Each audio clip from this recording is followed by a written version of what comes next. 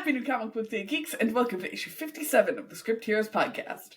The show where we bring you comic news, book reviews, and industry blues. My name is Joseph Jasonowski, and I'm the writer of Janitor Hero, Cunning Carly, and the Cryptoverse. And I'm Katie Markham, scripter of the Rusty Robot Country Club and ghostwriter extraordinaire. We have some weird polls for the day. So normal poll, we have Batgirl number 3. Our sort of odd poll, we're doing numbers 1 and 2 as you would want it of the new Two-Face book. And we would plan this far in advance because Two-Face, we had to do 2 issues. Yeah, that's what it was. And then we're doing numbers 1 through 4 of the Marvel Infinity comic for Marvel Rivals, which is a weird one for us to be pulling. Stand by it making sense that we're doing 1 through 4 because I believe it's coming out weekly, and thus we're doing like a monthly chunk of it. There you go. Fair enough. It works. It certainly works. I'm not going to bash it. And we have technically reviewed Marvel Infinity things on the pod before for the Halloween episodes. That's true. Yeah. That's true. We did the. There were 2. There was the Spider-Man Rhino one and the weird Thanksgiving one. Yeah. But anyway, if you enjoy anything you hear in this episode, you can follow the pod on Twitter, Blue Sky, Instagram, TikTok, and YouTube. All the handle Script Heroes Pod. Katie's trying to take my part of the intro here. But, I'm sorry, you're right. And you can find me on all the same socials at JJAZ1111. I'm not doing your part. Fuck you. Or find me everywhere at Katie Markham Pro.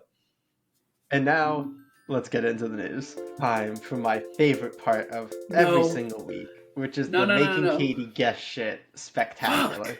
Fuck! Okay.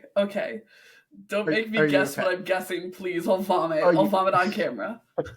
Are you mentally prepared? No, I'm clearly not immediately frazzled. If I had a heart rate monitor on, it would be skyrocketing. So we're returning is it free to comic the world. Book Day stuff? Yes, it is. That is correct. Did you see stuff? Is that why you? I saw that people were talking about Free Comic Book Day. That's enough. So interestingly, put together by Bleeding Cool, they have found the. I guess the first question is, do you know how Free Comic Book Day works? Basically, the stores buy the comic books. Yes. And then that's the important. They give them away for free. Element here.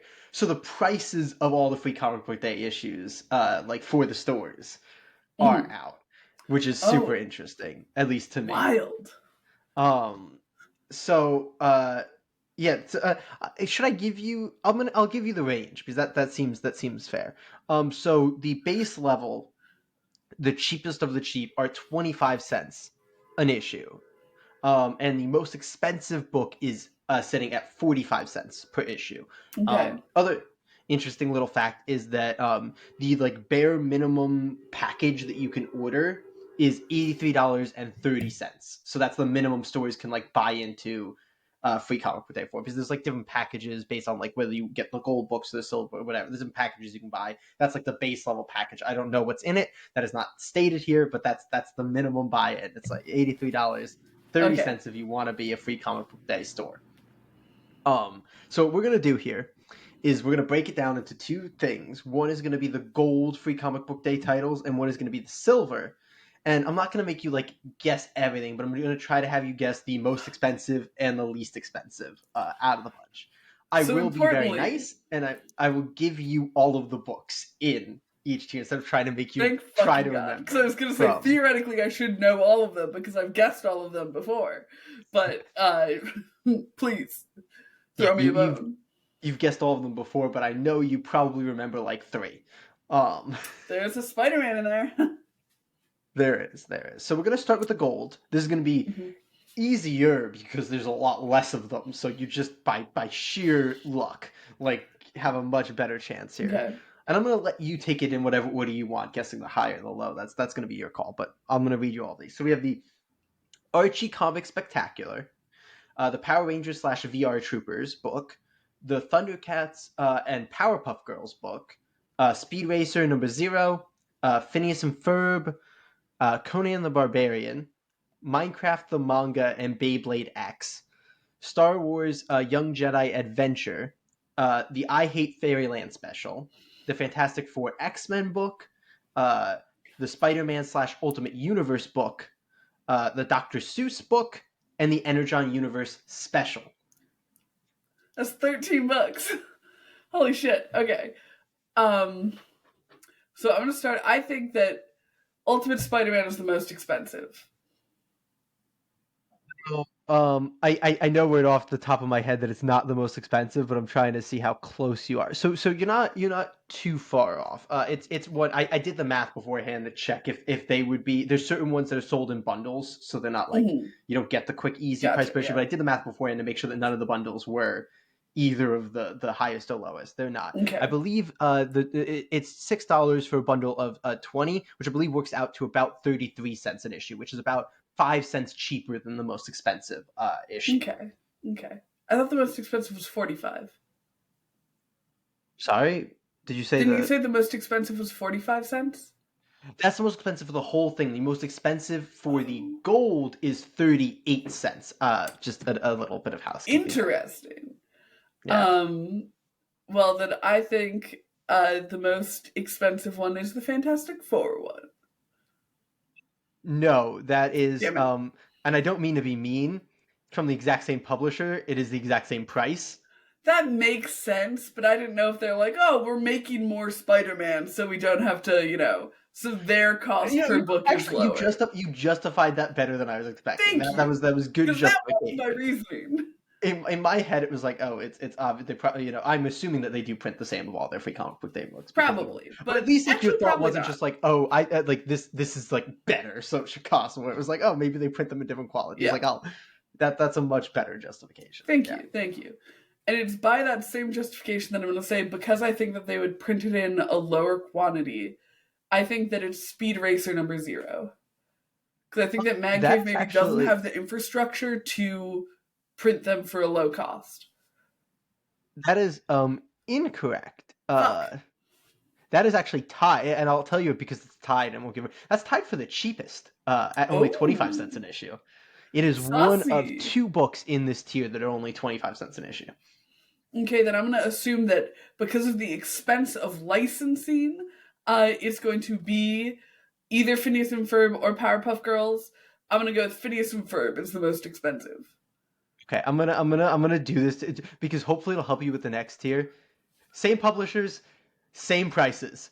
Phineas and Ferb is also it's a different imprint, but it's also Oh, it's coming also at us. Cave, isn't it? Yeah, Yeah, I yeah, forgot it's about it's that. it's paper cuts, so it is also 25. That is the other Fuck. lowest at 25 All cents an right, issue. all right, all right. Then I'm gonna say Powerpuff Girls. Maybe Dynamite is charged extra. No, they're at 30 cents, so they're on the lower end of the spectrum here, with most of the books being around that 33, and then us getting up to our 38 highest. But yeah, they're on the I lower end there love at only 30 cents. I love the structure of this specific guessing game because it's I guess and then you tell me where my wrong answer ends up. Yeah, I mean, like, listen, you're not even gonna have to guess the lowest anymore because you already hit the two of those I trying to already hit get to him. the highest. Yeah, so Geez, what is it? Power Rangers? Boom being no, Power Rangers expensive. / VR Troopers is actually the second cheapest price, the third cheapest book at 28 cents an issue. Jeez Louise, what else was on there? Was there a not? It wasn't. Is it the? I don't think it's the Energon. Maybe it is. Is it the Energon universe? No, it's not the Energon Universe. I this one's in the middle of the pack. I don't remember exactly what it worked out to. It's 8.25 for 25. I think it worked out to 35 cents an issue or something like Okay, that. okay. This Um, is this is such a wild one because it's literally just me going. The game that we're playing here is can I remember the 13 books you told me? Was you've there guessed most of them at this point. it wasn't a Bionicles one. What was the There was no fucking Bionicles no? one. It's Bionicles adjacent though. What was the fucking There is nothing Bionicles adjacent here. fuck? Um, it was a little twofer book with something else. Okay, are you trying to dance around the Minecraft / Beyblade book? Is that what you're? Beyblade. That's what I was thinking of. Is it that one? You are correct. Minecraft / Beyblade X at 38 cents an issue is the most expensive, which makes Sense, I think, because that's the oh god, I'm gonna forget the name of the company, but that's the manga Is company, it Viz? Yeah, it's Viz Media. Yeah, Yeah. yeah, yeah. So like they have to ship further. I don't know if that's Hmm. that would make justification sense in my head that they are It could farther away. factor. They It could pay more factor. shipping costs. Yeah. Yeah. All right, cool. So guess the most expensive one. The second most expensive one is Spider-Man and Fantastic Four. So they were 33 cents each, right? Sorry, you're cutting like out a little bit on this, but what were you guessing Was there? it the Marvel books at 33 cents each? No, no, the Marvel books were not. 35 cents is the second most expensive, and I don't think you've Oh guessed shit. it yet. Oh god damn it. Okay. There's only two Oh books. jeez. No, there's three books you haven't guessed yet, I believe, unless I'm missing something here, which are the Archie's Comic Spectacular, Conan the Barbarian, and Dr. Seuss. Okay, well, Conan lives at Dynamite now, right? No, No, is he Titan. a Marvel boy? Titan. Titan. Conan's moved around a lot. Uh Yes. yeah. Let's say the Titan book. Going with the small publisher can't give them out No, for so middle of the cheap. road, 30 cents for Fuck. Conan the Barbarian. Yeah, yeah. Is is it Archie? It is. Archie Comic Spectacular is sitting at What? 35 cents an issue. Wowzer. I Wildly. did it. And then is it the Marvels? The So the Marvel books? Marvel. For the I'm third spot at 33 cents? I'm sorry. I don't know. What about the Marvel books? Is next in line the Marvel books at 33 cents? Oh yeah, the Marvel books are 33 cents, so it's a little, it's a little off.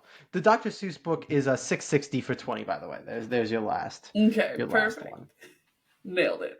I did a great job, and we definitely know the order of that list. Yeah, I'm definitely not gonna make you guess through all of these. Thank fucking But Christ. Why don't you just tell us? I'll tell you here. So the book, I want you to try to guess the book that is 45 cents. Okay, But I start also don't want to start read you start listing all the of these. books, and I will tell you when I think it's a 45-cent contender. Okay, okay. We have Valiant Universe. We have Flash Gordon, Adventure Girl from Affinity. That's the like That's paper the cuts. paper cuts. Yeah. Yeah, Flash Gordon So book. I'm Thank you not for guessing getting that the name one. there because it was fully out of my head. We have the Boom Studios 20th anniversary special. We have Hero Bear and the Kid. We have Gargoyles, Demona. We have Best of 2000 AD. Which wait 1 second there. Is that one more expensive than 45 cents? I think it's got to be a typo though because they like very like fully at the top of the article state that this book at 45 cents is the most expensive book, but they Mm-hmm. are listing the Boom Studios not the Boom Studios book, the Best of 2000 AD book at 60 cents an issue, which is also just wildly more expensive than everything Yeah. else, which I I'm wonder if it's assuming that 30 there's cents. that's a Just typo. looking at my number pad. Yeah, I mean, like that is like literally over the 45 cents, which is already more expensive than everything else. That's like another Yeah. 25% on that. And it is, with most books being 30 cents, it's literally double what most books are. So I don't think that's correct, but we'll Okay. keep going. Lost Marvels, Red 5 Comic Adventures, Bad Kitty Gets a Job, Black Mirror #1, Hulk Teach, Diablo, Keen I'm not. Spot Is Toy Box Diablo the Special. 45 center? Diablo? No, it's not Diablo. Damn. Did we skip it? Was it Boom? Is Diablo Boom? I don't know what No, Diablo no, is, no. Was honestly. Boom the 45 center? Oh no, the Boo Boom is not the 35 Okay. cents. Okay. That was so many ago. That was like 10 Well, books ago. the thing is, we hadn't established how I was gonna like guess, and I was like, oh no, I missed my chance.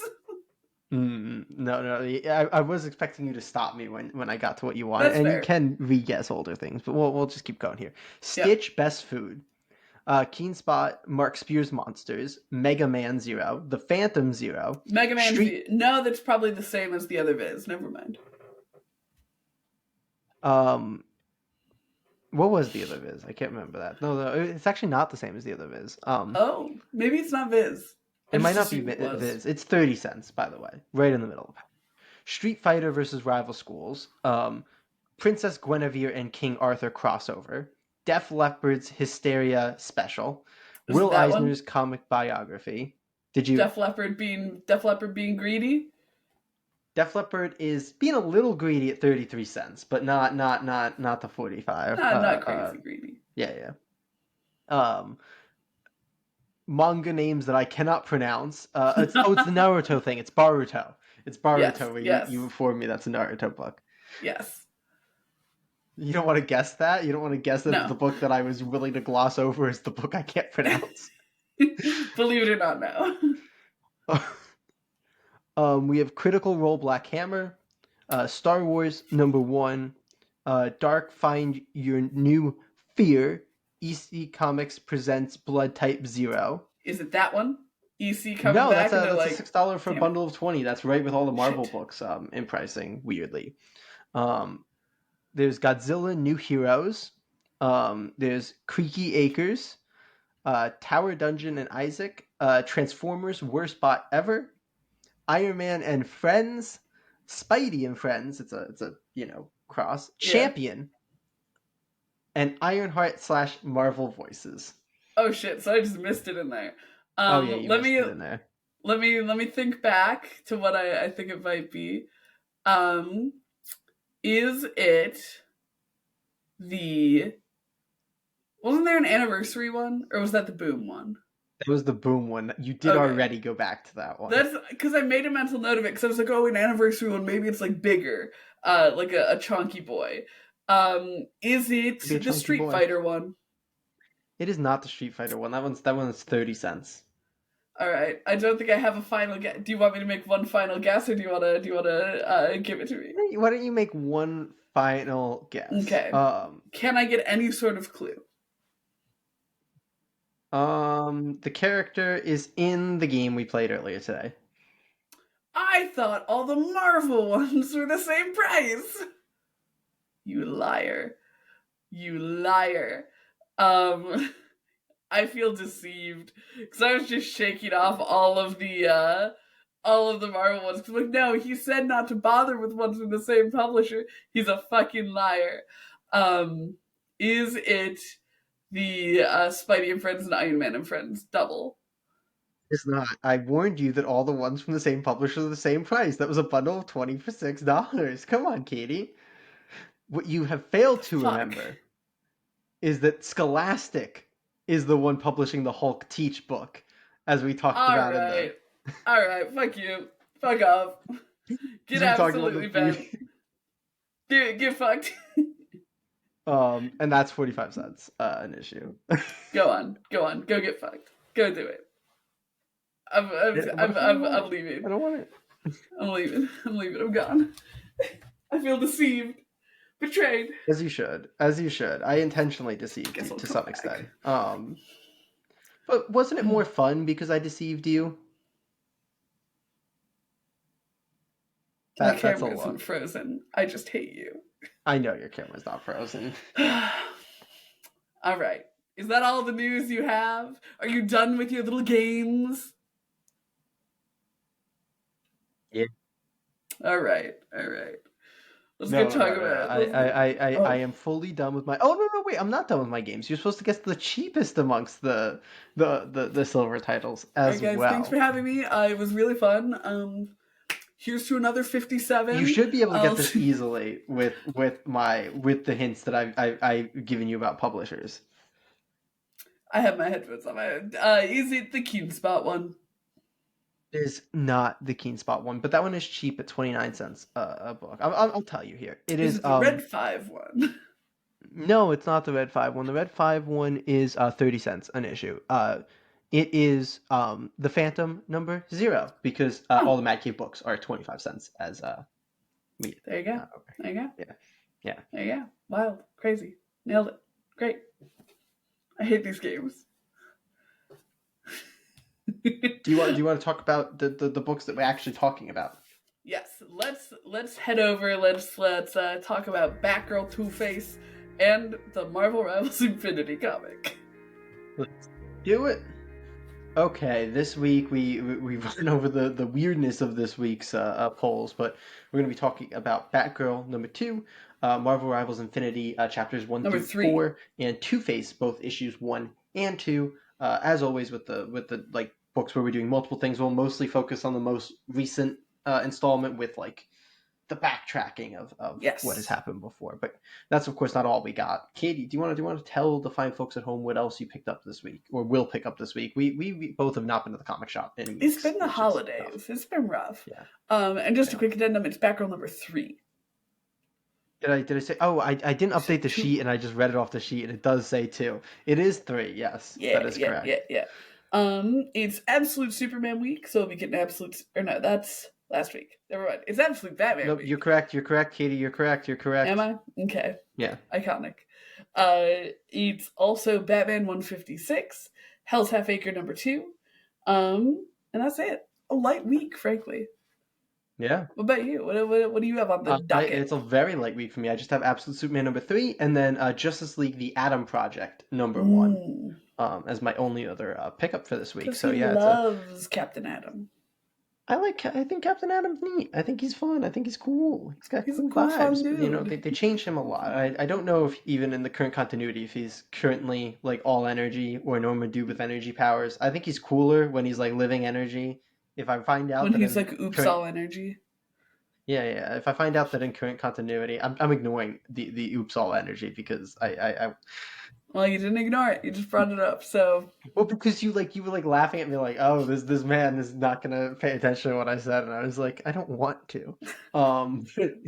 If it turns out that he's just a lad in the current continuity because I can never keep up with Captain Atom I think is similar to Hawkman and Hawkgirl in terms of like you never know what the fuck's going on with right. But if I find out that he is not living energy in the current continuity, I will drop this book very quickly because that's what I enjoy. But in any case, In any case, we have 3 books to talk about. Do you have any? Well, I guess technically we have more than 3. But we have 3 series to talk about. wait, we What only have order do 3 you want to talk books to about them? talk about, and then we have 4 digital chapters to talk about. There you go. He's so elegant. What would you like to talk about first? We like to keep publishers together, so why don't we do you think Marvel Rivals is more of a start or ending book? Let's call it an ending book. Okay, so I think it's let's do gonna Batgirl. drain me. All right, let's do Batgirl, Two Face, and then end off with Marvel Rivals. All right. Yeah, don't want to waste any time. Batgirl, right now, go. Bye. Batgirl issue 3. Will Cass and Lady Shiva outrun the Unburied? The train ride out of Gotham proves more difficult than expected for Cass and Lady Shiva as dangerous new players enter the field. With the Unburied still hot on their trail and seeking blood, can Batgirl actually trust her mother, or will it lead to her certain death? The writer of this book is Tate Bromble of Christopher Chaos, House of Slaughter, and Green Lantern Dark. The artist is Takeshi Miyazawa of Miss Marvel, Spider-Gwen, and Silk. The colorist is Mike Spicer, and the letter is Tom Napolitano. Katie, you've been shadowboxing for no good reason. Do you want to talk about Sandra this Kane book and energy. please stop doing that? He's intimidated. He's scared. He made me do a guessing game, and he says, "Oh, all of my years of martial arts training will be naught compared to a goon." Yeah, I want to start out by saying Miyazawa's art is so good. I like it so much. I love the facial expressions we have going on. I love the way that Cass and Shiva look. They're so expressive. They're so like they're very dynamic on the page. And even though Miyazawa does a lot of like kind of standard paneling within that panel, I think that they get pretty creative. There's also a really fun 4-page spread. Uh, so two-page spreads of like a fight through a train car, which I thought was really exciting. I love a good like continuous shot moment. So like seeing the way that Cass and Shiva moved through the car, and then the way that the like lettering moved with them. I thought it was not something that was like super conducive to reading on the first one, and then it was a little cleaner on the second. but I really liked the overall effect of it, and especially liked the art in it. That being said, this issue is a little bit of a drop off for me. We get a, like, I guess I'll call it a gray area on Lady Shiva. Like, we see her kind of like Church of Shiva stuff. And it's like very altruistic in a way where I'm like, okay, but she's also Lady Shiva. So, like, I feel like this is here just to. It feels like almost a device to be like, see, Cass, your mom's not so bad, as opposed to feeling like something that's like really true to Lady Shiva. And it feels like the type of thing that's going to be just a rug pull later, where it's like, okay, but also she's Lady Shiva, so she is also just that bad. So I'm not a huge fan of this cult moment going on. Um, but as I have in the past couple books, I've really liked the characterization of Cassandra Cain. I think that she's done really well in this. I think that the way that she interacts with both Shiva and the way that she reflects on her family in like the Bat Fam is really nice. I think that she's got a lot of heart to her, and she's a character where you can tell that almost like in a kind of Damien-y way, but like grown up a bit, where like you can tell that she is putting in the effort to overcome how she was raised to live up to like the bat symbol, and I think that's really refreshing and really well done by it's Tate Bromble, right? Yeah. Uh, so I like the book. I don't love the like plot of this issue, but I do really like the art and I do really like the characterization for Cassandra. How did you feel about Batgirl number 3? Like, this is because I don't like necessarily disagree with anything that you said there, but I Mm-hmm. think it's maybe just because we were like in a different place on the last issue, whereas I consider this a step up from the last issue for That's me. fair. That's fair. Interestingly, what like reading this issue kind of like reminded me of is like these like cast captions or like these cast like body language captions that kind of give you like Yeah. the way she views the world were kind of gone in the second issue. They were super heavy in the first issue. They might have been there a little bit in the second issue, but they Mm-hmm. weren't really there in the second issue. And then they were super heavy again in this issue, which just kind of struck me as odd because one, I love them. I think they're awesome and really, Right. They're really really cool. good. And putting you in the headspace of this character who has a very unique way of interacting with the world. Um, and it stuck out to me as like, yeah, why did we go away from this last issue? Because this is a really great way to kind of put yourself with Cass. So I always want to start there because I was very happy to see those back, and I kind of like didn't realize until they were back here that they went away last issue a little bit, and I was like, oh, that's super nice. You touched on the great art; it really is there in this issue with those great spreads and action. I agree. The Church of Shiva is a little like, eh. I had a similar thought where I was like, this doesn't feel correct. Like, it feels somewhat correct, but I want them to be a little more culty, and I want Shiva to be a little bit more like cold toward them. Like, I didn't love the Yeah. cast being like, she clearly cares about them and is being like compassionate. I was like, that. I don't love that. I don't love the Mm-hmm. fact that she's not acting that way with her daughter, but she is with these random cult members. Like, that felt weird. Right. Um, and my other little thing in the issue that again I did overall really really enjoy this issue because I liked really especially before we get to the truth, like the interaction between Mm-hmm. Shiva and So Cass was good. really really great. Which is this is a mini series, right? This isn't I think so. I don't know an though. ongoing, and if I'm wrong on that, then retract this statement because it no longer applies. We did not move far in this issue, plot wise, and we didn't really move super far last issue either. Like last issue had the big thing of introducing the main villain, which was obviously important, but in terms of like actually progressing toward anything, like this issue basically was okay. We now know who we're kind of working with.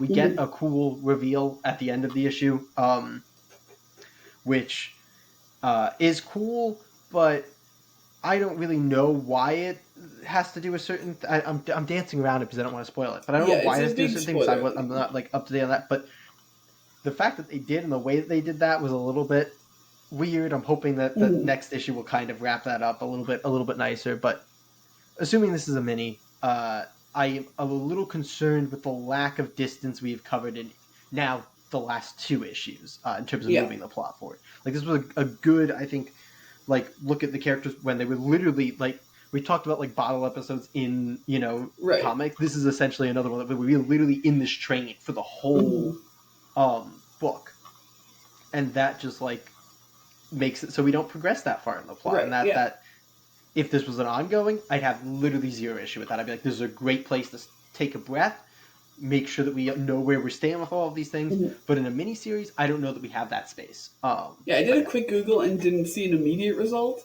which makes me weirdly think maybe it's an ongoing. If it's an ongoing, again, I fully retract my statement. If it's an ongoing, and I will be very happy in that case. Let me look at because at this point it's only solicited through 5, and 6 should be solicited if it's not a miniseries. Yeah, weirdly everything just keeps talking about it being a solo comic. Yeah, because that was like the big. I think it's a 5-issue mini, because usually when 3 is out, then 6 should be solicited if it's not. So I don't know what animesuperhero.com is, but they're calling it a 2024 ongoing, but I don't trust that. Then maybe okay. We'll look into it maybe at some point, and hopefully for when we're reviewing issue 4, we'll have more concrete whatever. But yeah, I'm sorry, I definitely rambled there for a long time, but that's that's where I'm at with this issue. Yeah. Well, rad. Are we ready to talk about another DC all-in book, Two-Face, number 2? And 1. Both. And 1. But mostly 2. It's what he would have wanted. Two-Face, numbers 1 and 2. In the underworld court known as the White Church, Harvey Dent is asked to litigate the divorce of the Royal Flush Gang's King and Queen of Hearts. But there's much more at stake than assets at this trial. In fact, it's a matter of life and death. When cheating allegations surround the king, it's up to Harvey and his new assistant, Lake Cantwell, to clean up the monarch's mess. And why does Harvey get the sneaking suspicion that someone is pulling the strings and threatening to send Gotham's criminal underworld into a frenzy? The writer here is Christian Ward of Bloodstained Teeth, ODY-C, and Batman City of Madness. The artist is Faba Veras of Harley Quinn, Black, White, and Redder, and DC's Ghouls Just Want to Have Fun. The colorist is Ivan Placenia, and the letter is Hassan Asman Alao. Jay, we're jumping in at number 2. Yes. Well, you're reading 1 and 2. I feel like is important versus jumping in at 2, not reading 1, which would be a weird decision. That would be a very weird decision. Yeah, this was one that I did not want to read initially, which is why we didn't read issue 1 when we got. Which is a little odd to me, because you're normally a Harvey boy. You love a good. I am a Harvey boy. Harvey's one of my favorite Batman villains. I am not a big fan of villain books. I think typically villain books don't work well. Like, I think following a villain is a very difficult thing to do, and I don't think the comic book medium is particularly forgiving of that difficult challenge a lot of the time. Too forgiving, if you get the drift. Yeah.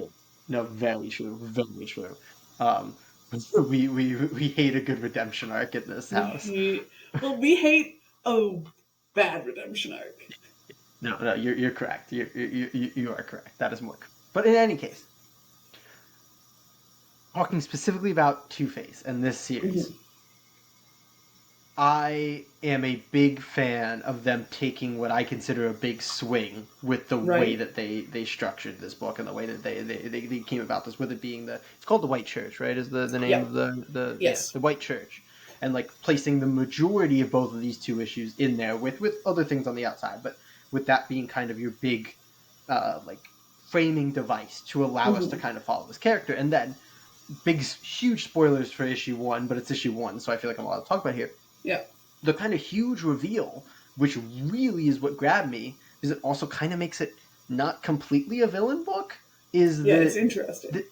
This isn't actually really Two-Face that we're following. Harvey has actually regained control and locked Two-Face away in his head, and we get visualizations of that, which is super fun, super cool. I really like the way Two-Face is existing.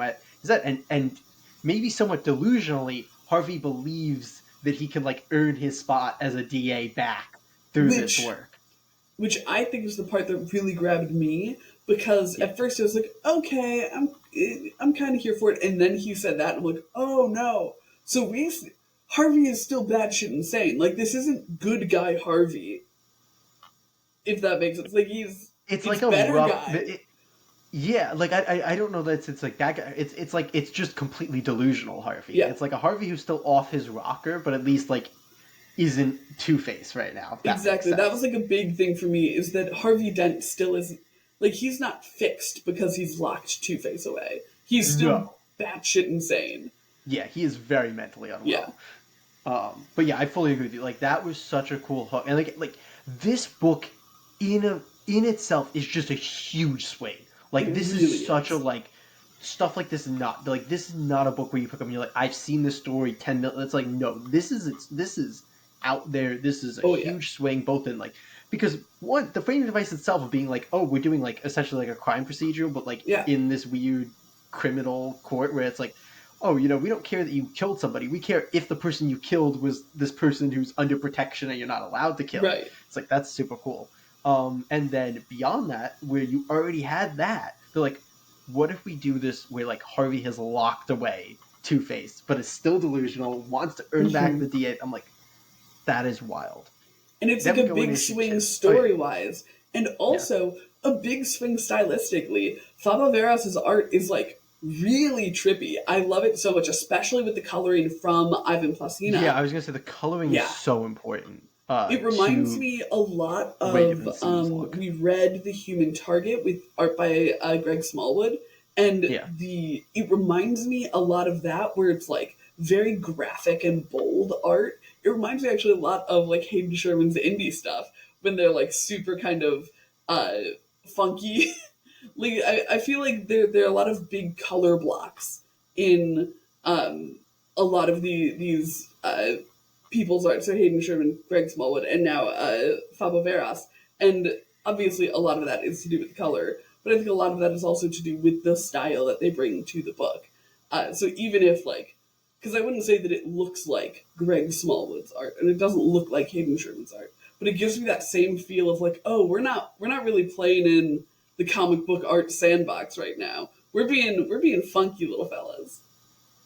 Yeah, it's honestly it like the people who know will know, but like a lot of like the at least because we literally have a nightclub scene and it comes up as like it has a very Batman Beyond aesthetic, like the cartoon Batman Beyond aesthetic to it. Like if you've ever seen the nightclub scenes in that show, and then you see like the club scene in issue 2 of this book, you'd be like, yeah, those match. That's the same vibe. Yeah, it's rad as Um, hell. but kind of continuing from there, like the other thing that really gets me in issue 2 is the Royal Flush Gang are back. They have not been around at least in anything I've read for a while, and Right? I fucking love the Royal Flush Gang. I think they're like in terms of like the like C-list, like you know, pretty like low tier criminals. Like they are my favorite. I freaking love the Royal Flush Gang. They are so fun because there's like you get the team dynamics you can play with there, which feel like they always matter with the Royal Flush Gang. They're never just like this monolith like Royal Flush Gang. It's like no, you've got the king and the queen and the ace, and I like that. That's a lot of fun to me, and I really enjoy that. So I was very happy to see them here. Where again, they don't exist as a monolith because we're literally talking about a potential. I was gonna Divorce. say divorce, not really divorce, a potential death if infidelity on the king's part because that is in their Oh, prenup, which is which is so wild. great. Yeah, and then you get the ace coming in, who I absolutely love. Fucking awesome. And it's just I don't want to spoil because I think if I go further, I'm going to be getting too close Yes. to the end of this issue, and I came very close there to doing that. But I really like the way that played out in the second issue. And also, who's what's the girl's Lake. name? Harvey's. Lake. Yeah. I really like that dynamic too, and I'm interested to see how that plays out because I feel like it's going to be tragically, and I was that's gonna going to say be I'm interested to see how the dynamic plays out. I don't know how I feel about it yet because we don't see them interact a lot yet. I really liked the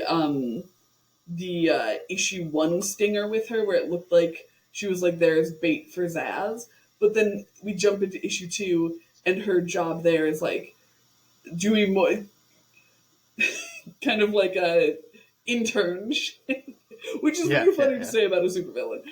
But it yeah. reminds me, like you're saying, of like a crime procedural that you'd see on TV. And it's like, okay, yeah, and here are the That really is what interns, they're and they're leaning going to into, go.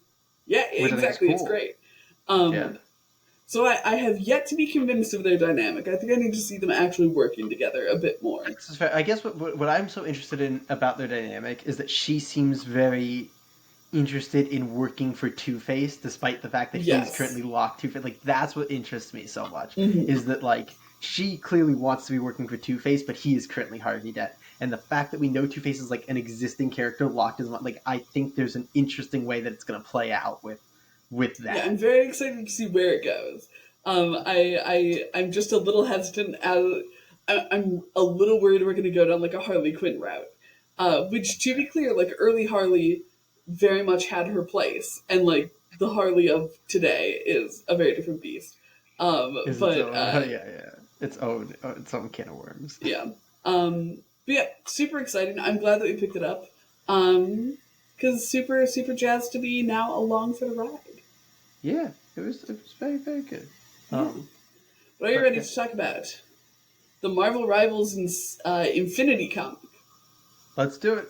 Marvel Rivals Infinity 1 through 4. Say hello to Squirrel Girl. Galacta has made a nutty play to shake up the board as both teams battle to save the Web of Life, bringing Squirrel Girl into the mix. The writer is Paul Aller of Teenage Mutant Ninja Turtles, G.I. Joe, and Samurai Jack. The artist is Luca Claretti of Summoner's War and Grimm Fairy Tales. The colorist is Dee Kanife, and the letter is Joe Sabino. Katie. Yeah. We have been playing a lot of Marvel Rivals. We actually just reached Silver earlier today, and you can watch all of that on Scripteers Gaming. All the streams are there from my perspective, and Katie's streams are on our Twitch channel, also linked, and you can see the last 2 weeks worth of Katie streams on there. Yeah. I reached Silver first, so watch me. Just kidding. I'm more entertaining, so watch me. That's probably true. I play Groot. Groot's very entertaining, and I change my character more often than Katie does. So, yeah. Much more often. My top ranked character was Cloak and Dagger with like 3 hours, and my second one after that was Penny Parker with like 20 minutes. I am a one trick, and I am unashamed. But yeah, they made these little Infinity comics, which for those who don't know are like kind of the webtoon style scrolly boys. They're all for free on like Marvel.com or whatever, or MarvelInfinity.com. Whatever it is, they do a bunch of them. Pay for Marvel Unlimited, but yeah. Oh, is it just because I'm already logged in? Yeah. It's never mind then. Unlimited. Not free. Never mind. Just DM me and I'll give you my Marvel Unlimited login. And then it's free. Just kidding. Password change. Just sign up for a free week of Marvel Unlimited. That's what I did. There you go. It's a little much for me. Like it's explaining the plot of the game, which is nice because we're very confused by the plot of the game. At least I am. They keep talking about Doctor Doom. This didn't have anything to do with Doctor Doom, but kind of showed us what was happening because of presumably Dr. I didn't Doom. realize it was like a multiversal thing. It was like the thing that threw me off. Like I just assumed these were all like the same characters from the same universe, which was Yeah, no, so it's like a bunch of timeline shit going on. So like it's not everybody knowing each other and all that good stuff. I just can't with like girly pop Galactus. There's like anime girl Galactus who comes in and just Galactus's daughter. Okay. Which I think I've learned out before, but it is also stated in this comic. There you go. Yes. Yeah. So she's not Galactus. Sorry. She's Galacta. And she's just so much every single time. Yeah. It's goofy action, which like isn't my favorite thing. There's a something going on between Peter and Penny that is like kind of exciting, and the circumstances that keep them from like actually being able to converse and talk about that is both enjoyable and funny, and also like kind of interesting feels like the wrong word, but like in a kind of I want to see how it plays out way. Like they do a good job of like the anticipation and the tug of tension there, but so much of it is just like someone punches someone and they make a silly face, and that's I think what it's going for, which is like not a bad thing, especially since you're using it to like explain the plot of your video game. It's not my favorite thing. It's not anything that I will anticipate myself continuing to read. Um, but it's probably good for what I think it's trying to do, which is just explain and have. I don't remember who we talked to where they said that sometimes writing comics feels like playing with your action figures in a sandbox. Yeah. Um, I believe yeah, that was I want to say that was it was either I mean, actually, are you talking about somebody we interviewed, or are you talking about like just something that we were talking? Because I think I we don't talked remember. about either Kirkman or Daniel Lloyd Johnson mentioning that in like one of the letters Maybe so. pages or Maybe something. that's what I'm thinking of. Yeah, And like this very much feels like sandbox smashing action figures together moments, which is fun and goofy, which is I think what their intent is. And the fact that they mixed in the Peter and Penny stuff is a testament to there being a little bit to grab onto here. But it's not my favorite thing in the world. Jay, how'd you feel about it? yeah. I think that was a very very fair assessment of it. It's I thought it did a good job of coming up with a plot for like because when it comes to games like outside of Injustice, which I think has done like one of the best jobs ever with like actually building out a world around the nonsense that is a video game where you need to smash heroes against each other. Like it's a very difficult thing to like write a story for. It's like, oh, how do Yeah. we justify this? And then it becomes even more difficult when you're like, how do we justify like 6v6 teams going at it and like this kind of a thing? So I think on that level, I think they did a really good job of explaining it. I like the like, oh, we have these two opposing views on how to do something. So it makes sense that there'd be heroes and villains on both sides because it's like this Mm-hmm. multiversal thing. That I thought was great, worked really, really well. I agree with you. Galacta is a character that bothers me and annoys me. She feels like she's like a lot of the worst qualities of your like Harley Quinn, Deadpool type characters, and it's like these Yeah. characters are becoming everywhere, and they are very frustrating at this point in comics. So I Mm-hmm. fully agree with that. I was honestly at the point when I hit chapters 3 and 4 where I scrolled through her beginning like That's monologues and so just fair. got to the actual book. Um, that being said, you hit on the Penny Peter thing, so I'm not going to touch on that. But there were like certain character beats and like character writing that I really really liked in this. With the number one being actually Thor. I love the way Thor was written in this. I found him very like genuinely funny because he was like not necessarily trying to be funny, but he's just Thor, and like Thor Yeah. can be very funny when you like put him in certain context. I loved him calling what he called Jeff like their jolly little friend or something like that. I was like Yes.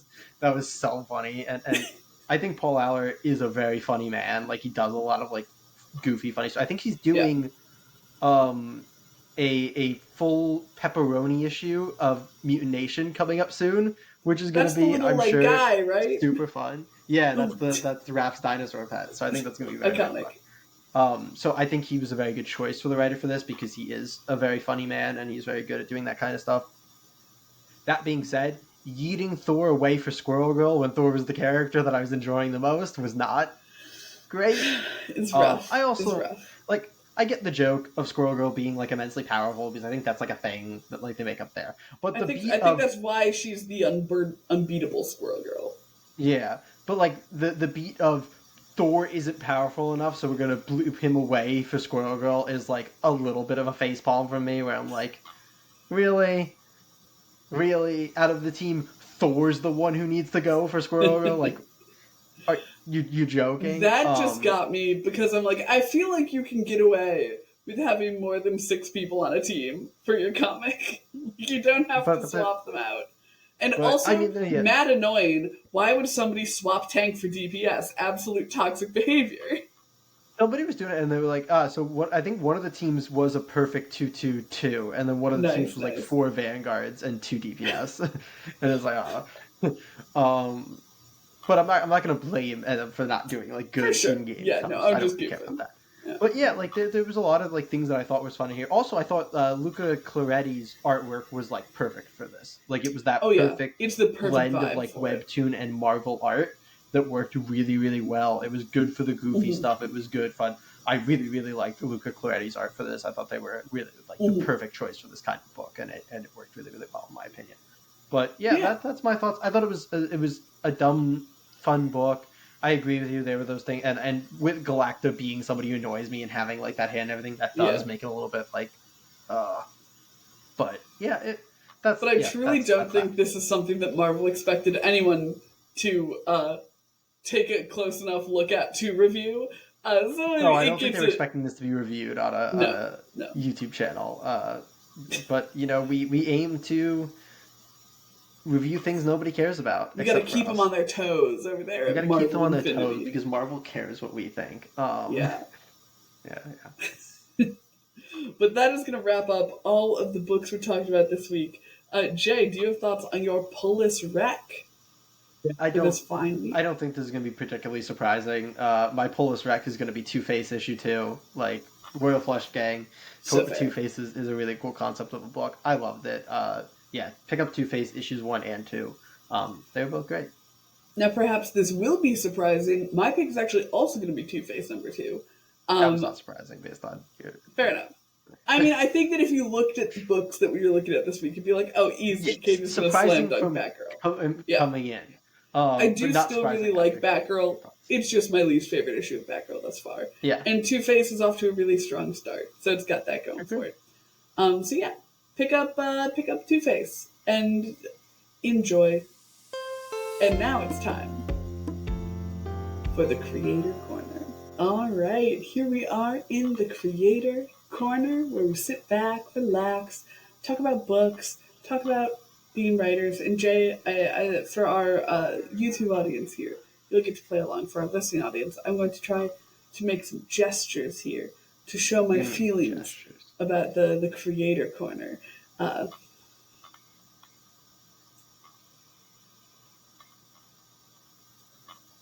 Is it about gestures? Is that what's going on? A little bit. Was that a little on the nose? I want to talk about nonverbal characterization. So the way that you characterize your characters outside of dialogue. So this means through their actions. This is through like what they physically do on a page. From they shrug to they dive out of the way of a moving train, leaving someone to get hit by it. So like the way that we've talked about dialogue in the past and the way that you can communicate things about your character through dialogue. But I want to talk about what your character can do outside of speaking words to share their opinions, to get a sense of that. And I think that this is an interesting week for it because we have someone like Cassandra Cain who's very in tune to like the movements of other people. It's like maybe we'll channel a little Cass. And we also had with probably my favorite character to exemplify like gesture-based characterization, which is Spider-Man. His mask is just so emotive that it's something where like you can really push a lot with his physicality. He got them big eyes, and he also has like he moves through his space in such an interesting way that allows you to like it takes a personality quirk to drop down upside down hanging by your spider webs. No, he's a very like especially like if you go back to like the roots of the character and like the Ditko, so like he's a very like lanky moving kind of guy, and he still does it a lot. That's why hot take. That's why Garfield was always my favorite Spider-Man, because he did that. No other Spider-Man has done that live. The rest of them just act like normal dudes. Garfield was very like very physically emotive. It was great. Love that. Anyway. Love that. And we love that for characters, characterizing characters. We've talked before about things like layout, where a lot of this falls to your artist, and something like this is something that is very artist dependent as well. But it's something that as scriptwriters, you can work in. You can make intentional choices with this. Yeah, and 100%. When writing your panels, emote for your characters. So Jay, when you are putting a character on the page, outside of their dialogue, outside of dialogue? Oh, are you gesturing? Okay, so outside of dialogue. Outside of the dialogue. Yeah. We look like we're gesture for you right here, Katie. What are you doing when you're writing your scripts to communicate things about your character? There's like a few parts. The first thing I'm gonna say is a lot of this is like dependent, I think, on trusting your artist, and not like the trusting your artist in the sense of like, oh, trust them to do what's best, but in like the trust them to actually do what you're gonna try to get them to communicate. And the reason I bring this up is because one, it has to do with knowing your artist, and two, it has to do with you don't always know what artist you're going to be working with, Right. It's a very different situation depending on how much you trust your artist. And the reason I hit on that is because, especially when it comes to more subtle things and things that are like kind of momentary, artists change things in the course of going to page a lot of the time. So sometimes that small moment can be lost. Like if they decided like, oh, well, these two bits of dialogue could really be in the same panel, so I'm going to just draw one close-up panel here and then go to the next thing. And you had like a change in emotion throughout the line of dialogue, and that's why it was two panels. Like that could be lost. So the reason I'm bringing this up is because I think that there's two ways to kind of go about it depending on where you're at with your artist. And I think kind of a thing to keep in mind in general, and to only break when you really, really know and trust your artist to convey everything that you're doing, is to do your best to express emotion through bigger actions or frequent actions. And what I mean by that is, if you are going to have three different emotions in three different panels, and you're going to do one panel each, that could very easily be lost in translation. But if your character is doing something in each of those things that kind of represent that emotion, like if they're sad and they're cowering, and then their angry moment is like them back fisting somebody away from them, that's not going to be lost in the script. The artist is going to put that in. Whereas like the facial expressions might be lost. So if you're going to be doing things quick like that, big. If you're going to be doing things subtly, that's when you want like your big pages where like you get multiple close-ups of them sad before they spit. You want consistency. If you want to show sadness through expression, make them be sad for like at least half the page. So it either needs to be big or frequent if you're not super confident in your artist's, not even your artist, but just the fact that your artist is going to follow your script really closely. And that's not even necessarily like a good artist versus bad artist. It's just certain artists, follow things more closely than others. So artist brain versus writer brain, if they have a better way to compose your page, maybe it's okay that you lose one of your three emotional beats, because it's like, okay, yeah, it's the way that the page looks is rad now. Like very rule of cool. But that's also one of the reasons that being explicit in your panel descriptions is important. Like, obviously, you don't want to like overdo it. Ahem, guilty. But you certainly want to like write it. Like there's a bit like putting your intent in panel descriptions. I think is important and something a lot of people miss. Like a lot of people will just write like, he frowns here, he smiles there, and they might do it in a much more detailed, beautiful way. But what's more important than that for your artist is, writing something like, I want the audience to realize he is sad in this panel, and then the dialogue in this panel makes him happy. Because then your artist will kind of go, oh, we are trying to communicate this. I'm not just drawing this to draw this. We are trying to communicate this. And that doesn't guarantee that they're not going to still remove one of them, because they might still think, for whatever reason, that's not necessary. But at least they know what you're thinking then. And so if they're going to change it, they're still going to be taking that into mind, and they'll probably have a new way in their mind.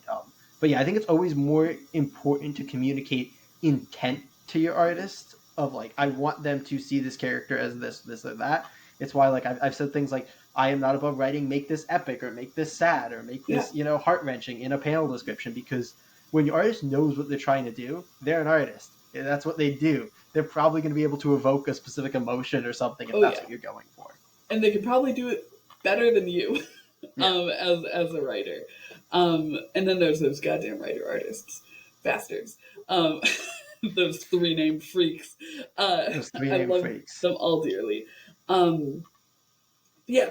including it in your panel descriptions and being very detailed and or intentional with what you're putting in helps to really sell that. But what are some things that you think are common ways to show someone's characterization on the page when they're like not talking? Yeah, I mean, there's everything from like the little things like up to the really, really big things. For sure. So like your little things are like things like body language, how confident, and like this might be something that's not like an every panel description thing. This might be like a conversation with the artist beforehand, or something that's on a character sheet or stuff like that, where it's just like this character should often be, standing straight up and tough and puffing their chest out because they're like confident or they're trying to act confident or whatever. And then like this character is they're slouched, their hands are in their pockets, they're wearing baggy clothes, and they're kind of like always kind of leaning over because they're Leave me they're kind of alone. because we're trying to show them as more shy or more less confident. Like that's your like little thing. Like, oh, okay, let's talk about like body language and the way they interact with like their own wardrobe and their items and that kind of stuff. And then you go up to like your bigger things of like, okay, kind of your Spider-Man-y things, especially if you're talking like in an actual book of like how do they react to certain things. Are they like kind of well I'll give you an example actually, because I was just talking to my artist about this because they were making changes to Alea and like to things. They were like, they basically said to me, they're like, you wanted this to be an inexperienced fighter because they're like a kid. I'm like, so I made it much wilder. I made their like attacks more wild. I made them more sporadic. I made them more jumpy. And it's like, yes, that's what we want. Like, you're communicating your character through the way they do things. A kid who doesn't know how to use a weapon, in our case, is very like jumpy. He's very chaotic. He doesn't really know what the hell he's doing, so he's all over the place. And like that is a way to instantly, show characterization. He's all over the place because his mind's all over the place. The physical matches the mental. So there's my answer. There you go. Yeah, no, that's a super great answer. I think that it's also something where you said in there somewhere the way that they react to things, and I think that's a really big thing because like if you are writing a panel description, like someone is told, I don't know, Peter, you are the father.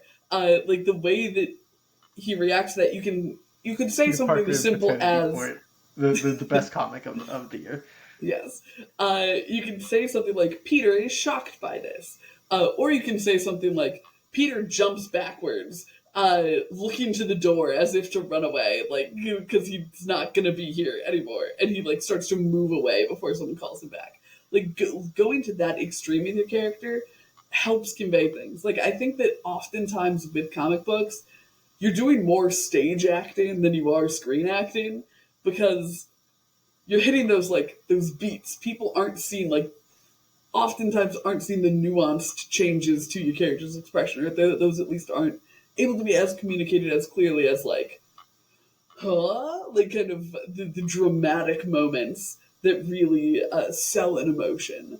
So the way that they react to things can be much more than just an emotion. It can be like a physical response. It can be a like in action as a reaction as opposed to just an expression. And I think that's a really great way to do that. I will say, from when you are the writer versus the artist in that situation, I do think it's important to still put the emotion in the panel description. Because I think you fall into the pitfall of, instead of writing he's shocked, I'm going to write he looks to the door.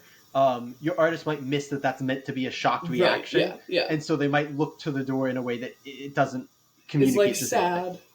Yeah. It's like when you try to like, because in your mind it's like, oh, this action is clearly just like an amped up version of this emotion, but you don't put the because of this emotion or whatever in there. Your artist thinks it's for a different reason, and thus the execution of it is different than what it needs to be because of that miscommunication.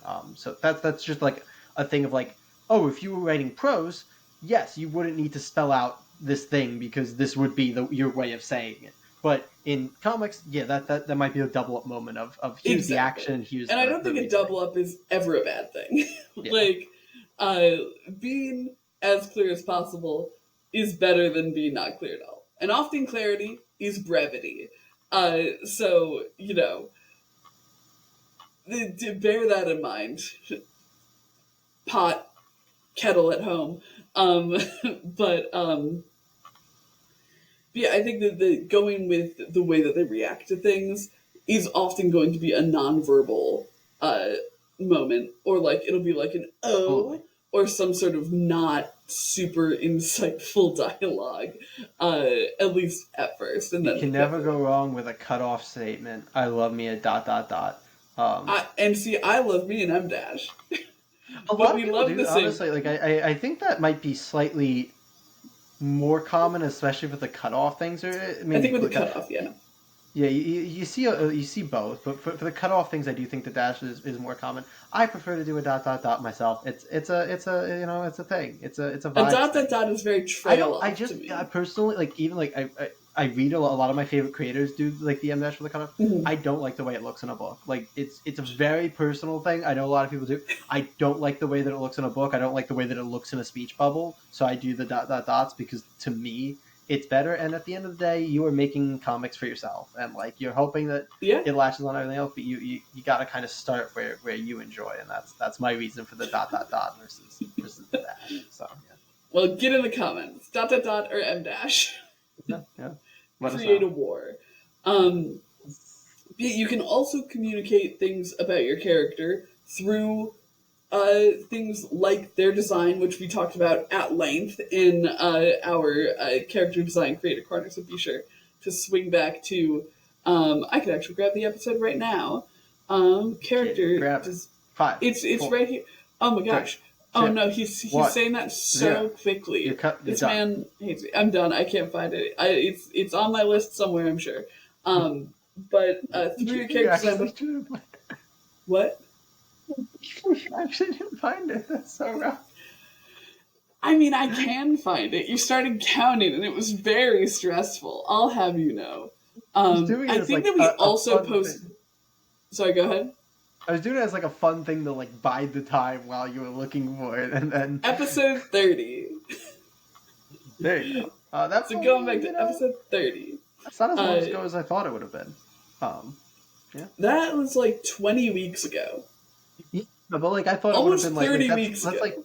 that's like you know less than half of them ago, and I thought that it was going to be That's about half of them ago. What episode are we on? 57. Okay, we're on 57. Okay. Yeah. So that's yeah. I don't know. I thought it would have been like in like the 20s. Yeah, so like you were saying with baggy clothes and like hunched posture and stuff, that's all stuff you can kind of get out ahead of time, which is a really great way to do that. But also with like the amount of space you let them take up on the page. Like if you have a character who is a bit more of a loner, you may have more pages where they're just kind of sitting in silence.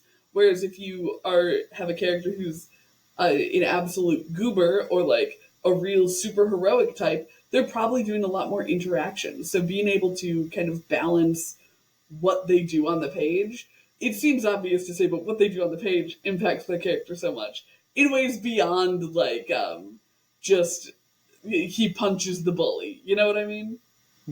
Absolutely. I guess I didn't really have a question in that one. I kind of talked myself right on through it. I mean, yeah, you just made a point. I don't know. Do you want me to repeat it back to you? I can repeat it back to you in different words and pretend I did something. That you mean your classic MO? Yeah, that's what I do. But another you touched on a little bit with your real world example. A lot of times, the nonverbal action happening in comics is combat. And you touched on the fact that an inexperienced character would be very like wild. They wouldn't necessarily have control over the fight that they're in. What do you think in a combat situation conveys the most characterization, or like are good benchmarks for characterizing? Yeah, that's a very good question. Yeah, I mean, I think like, firstly, like if you look at the kind of perspective of what your character's trying to do in the fight, like that's kind of your starting point. It's like, oh, an experienced fighter, not just is wild in the fight, but again, to use literally the example of what I'm working on, because that makes life easier. Like, he's trying to get out of the fight. Like, he is trying to get away because, you know, scared, inexperienced kid. It's not like he's not going in. He's not like chasing after them. Like, I'm gonna, you know, beat up all these bad. It's like that doesn't make sense. That doesn't, you know, track with his characterization and with his story. Like, this is a scared kid, and so scared kid equals going to try to run away, and thus, you know, he's constantly moving and try and like creating space. You know, it's like, okay, he's running away, or he's creating space, or he's getting away. Like there's your action. Like what do they want? What is their character, and then how does their type of character move toward what they want? I think that's kind of like your three steps. It's like, okay, is this like a bloodthirsty, like bounty hunter? It's like, okay, there's a bounty hunter who loves killing people. Okay, you look at that character. It's like, what's his goal? To get his bounty. What's his character? Bloodthirsty, enjoys killing. Okay, he's going to be reveling in attacking this character. So he's going to be having fun, lots of smiles, very relaxed, despite him doing like these horrific things, like maybe licking blood off of his lips. Like that's that kind of character. So I think, yeah, look at it as like, who's your character? What do they want? And then kind of connect those dots. There's my... That's so directly bloodthirsty, licking the blood off of his lips. I mean, that's how they go. Bloodthirsty. I mean, that is such a... Don't tell me that's not a conflict. How many fucking enjoy their job bounty hunters have like eaten blood in comic books? Because I feel like the answer is knives and shit. They're freaks. All of them, yeah. All them comic book villains are freaks. Yeah. We just read a book with Victor Zsasz in it this week. That man, certified freak. And that might have been the most literally bloodthirsty Victor Zsasz I've ever read. That man was... Yeah. He was horny for blood. Yeah, straight up. He was blood horny. Not even horny. He was like romancing it. He was like romantically involved. You're right. With it. It was weird. It was weird. And weird in a great way, but weird. Oh, yeah. And boy, oh boy, does Victor Zsasz convey character non-verbally. Yeah. And in that book, dude. Yeah. But I've realized the question that I was trying to get to when I just made a point instead is when... you're writing a comic, obviously efficiency and like page space is very precious. Like one of the things about comics is they're incredibly efficient medium because of just like the way that they are. When you're looking at nonverbal characterization, when do you think is the time to prioritize that on the page? Because if you don't have speech happening, oftentimes you're losing one of your most efficient ways of things being communicated. So, when do you think it's right to take those quiet moments when, I don't know, the two old people just share a moment looking at each other, and then you dedicate another panel to them holding hands, and then another panel to them rocking on the porch? When is it worth it to expend all of that page space non-verbally? It's a really tough question. Honestly, it's funny because when you were talking earlier and you talked about the difference between having the silent character who's gonna sit in silence for pages and the hero who's gonna have all that stuff. When you said that first part, my first thought was, this is indie comics. We don't have space to have somebody sit in silence for pages. That was my first thought when I heard that. Because it's a tough thing, and I think that's why, especially in miniseries, you see so much heavy-handed characterization where you're almost told characterization, because the plot beats take up most of the room that you're going to get in a 4-issue mini. And so I think that it's a tough question of what are you prioritizing over certain things, and it's what space do you have, so a lot of it's going to be with in how it's very dependent on what you were presenting. Are you making a 4-issue mini? Are you making a one shot where it's even tighter? Weirdly, a one-shot, despite being tighter, probably because you're going to be doing something a little less ambitious, I think weirdly has more room for those character moments. I think on a one-shot, you're usually really trying to sell the characters versus any sort of world. Whereas once you get to the 4-issue mini, I think you're really trying to sell the world and the plot, and the characters often take a back seat. You extend to that 6-issue, and the characters kind of come back. And that's kind of how I view the your bell curve of different sizes. It's we start with characters and we end with the characters, but in the middle of that bell curve is when you start to focus on the plot because of the space allotment. No, I love that. So fun. None of this is really answering your question, but because it's a very tough thing, I think. But and the tough answer is oftentimes you can't prioritize it. Yeah, but I think the thing is if you want to, you can definitely find space for it, but it's finding the moment in which it's not going to feel weird based on the way the rest of the book is, and it's going to be doing something important. Because I think in oftentimes when you're learning the fundamental rules of writing, it's everything should either move the plot forward or characterize somebody. When you're making the medium of comics, it's no longer an or, it's an and. You know, it's everything needs to move the plot forward, and if it also characterizes somebody, great. Like, you don't really get to do things in indie, small press, short run comic books that is not moving the plot forward. So you need to find a way in which that moment is also doing something for the plot. So if it's your old people, maybe it's like, oh, we need this moment of silence so we can build up to, you know, the next page where everything comes crashing down, and that really works for the plot. And the other time is, especially, like, comics are a weird medium in where you are trying to fill such a specific amount of space that sometimes you'll just sit there and be like, I have 21 pages for this issue, and like, because I know it needs to end on this beat, and yet even though I have an extra page for the issue after, I can't just move that here because it needs to end on this beat. And so sometimes you get into that spot where it's like, I have an extra page in this issue because this is what the actual thing took. And when you got that, characterization is usually the place to go.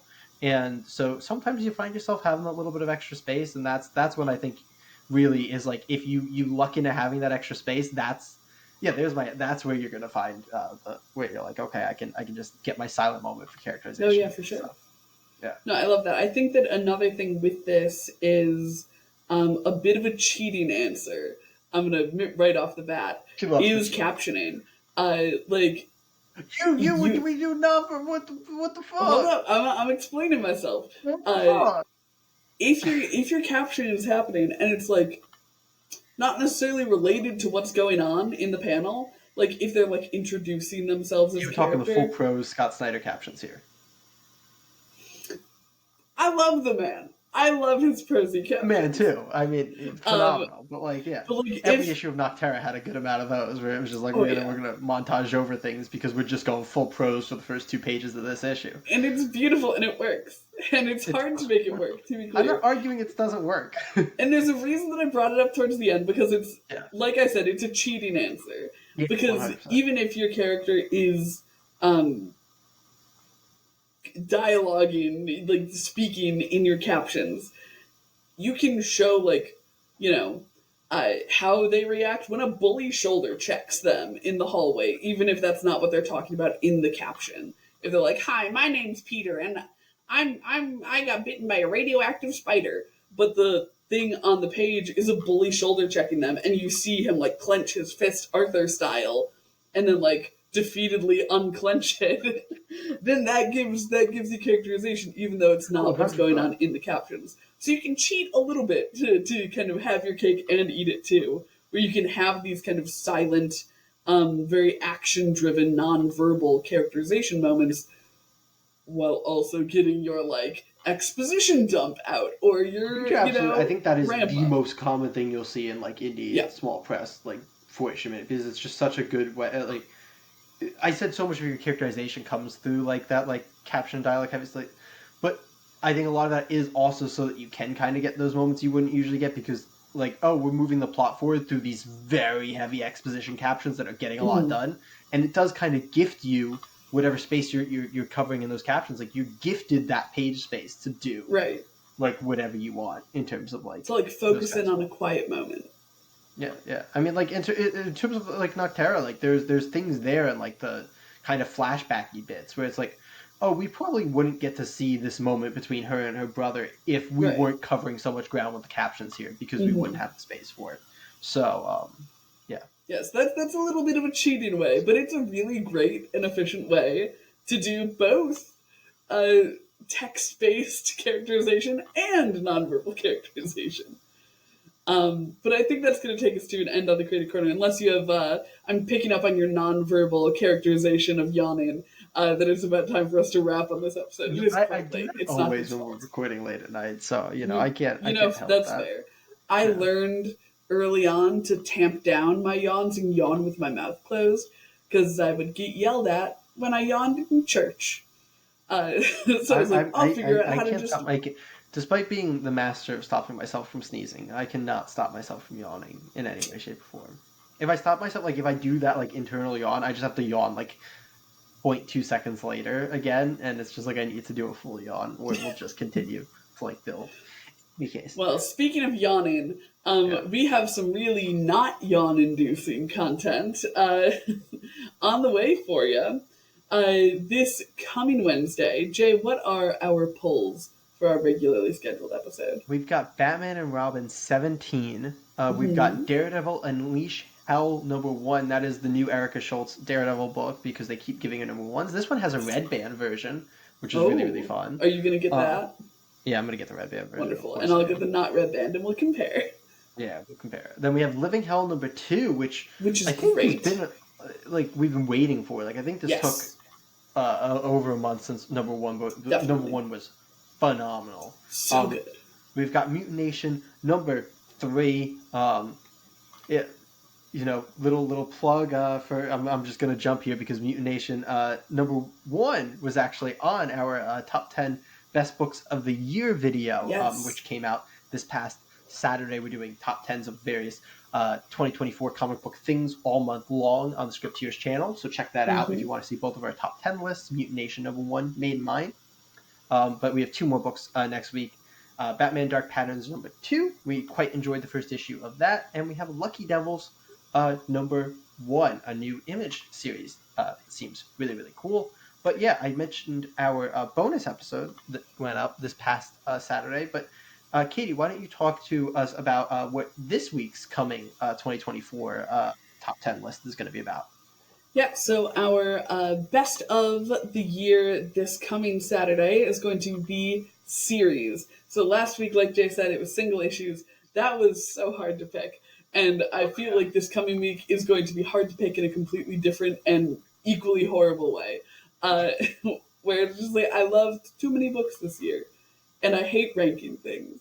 But it's super fun to do. I had a lot of fun with the single issues, and I think we had a lot It of was fun such a fun recording it video, as and we've got a well. nice little format that'll work for one more week until I have to decide how we want to do the creator things because I think posting pictures of their faces into a doc is going to be It'll be a weird. little funky, yeah. Yeah. But Um, that is not the only bonus content coming to you this coming week. Um, Not sure when it's going up. Maybe Monday? Sunday. I guess We're we're doing doing a Friday and Sunday. Saturday, Sunday action? It's Friday, Sunday. So we're going to be doing Mm. the best of on Friday. Then on Saturday we will be doing our typical Twitch and YouTube gaming stream where we play Marvel Rivals 9 to 11 Eastern. Mm-hmm. You can And now that we find know the the plot links. of Marvel Rivals better, we'll be able to be better. So yeah, links to the Twitch and YouTube gaming channel in the description. And then on Sunday, the one bonus episode that we couldn't really put off because we do it, on a monthly Yes. basis. We even put off the Strange Saturday Super Show after Which is making every crazy. single month last year, wildly. We'll have to do a double. Will be the Absolute Universe Fantasy Football week or month 3 video where we'll be reviewing all the issue 3s of Absolute Batman, Absolute Superman, and Absolute Wonder Woman. That'll go up on Sunday.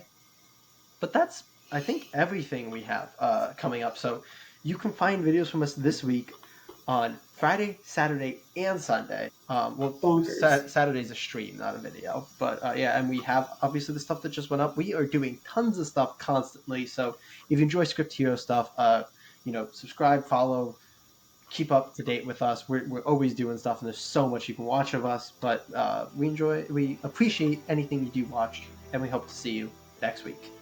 Comic Geeks.